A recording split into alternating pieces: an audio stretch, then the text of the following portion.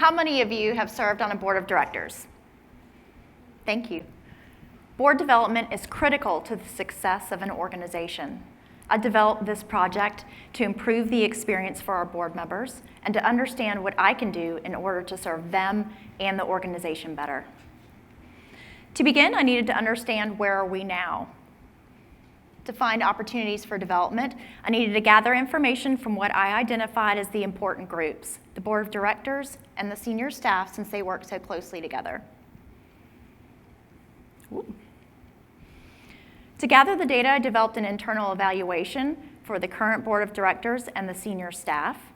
The survey for the board of directors was an assessment based on an assessment from inside the organization and included 30 questions with a 100% response rate and 85% completion rate. The survey for the senior staff was an assessment based on perceptions of the board members and included 31 questions with a 100% response and completion rate.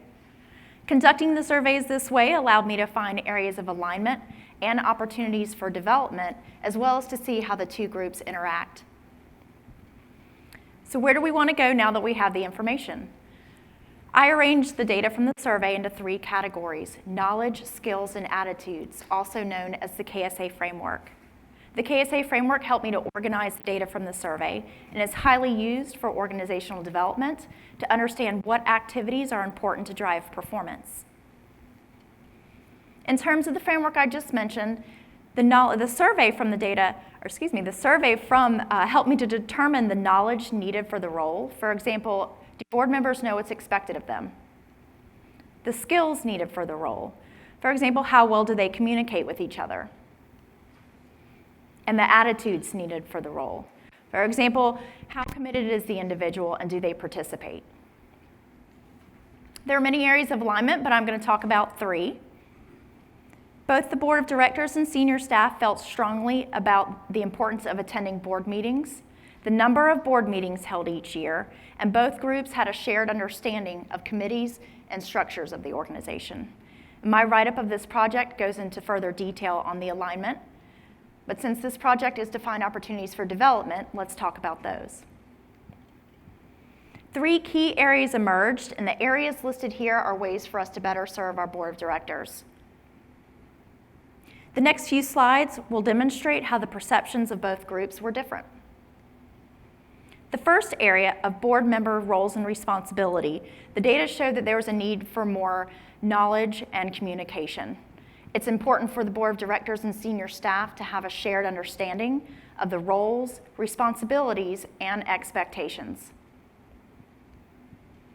The second area of policies and procedures, the data highlighted the opportunity to increase certain skills such as communication, collaboration, decision-making, and strategic thinking.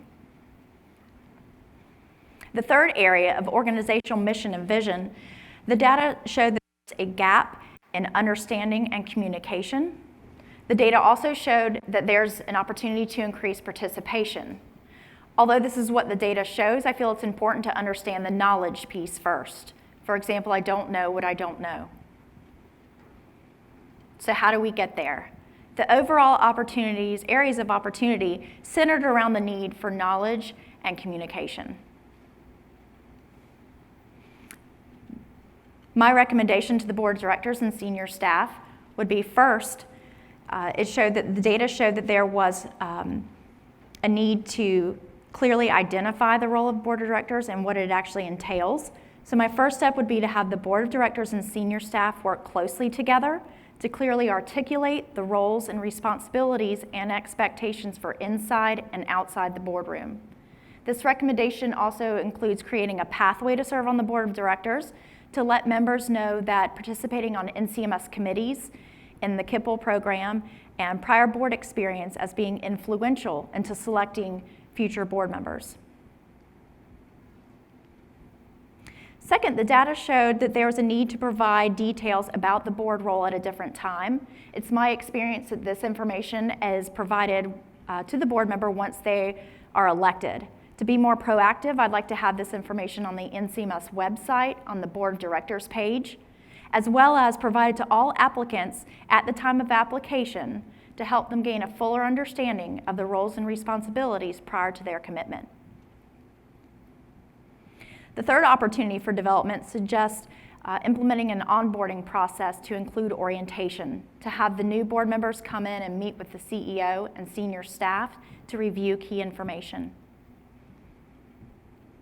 Additional opportunities for development would be to have new board members team up with existing board members as a mentor. A board mentor would help engage the new board members from the very start of their service and to assist them in the steep learning curve.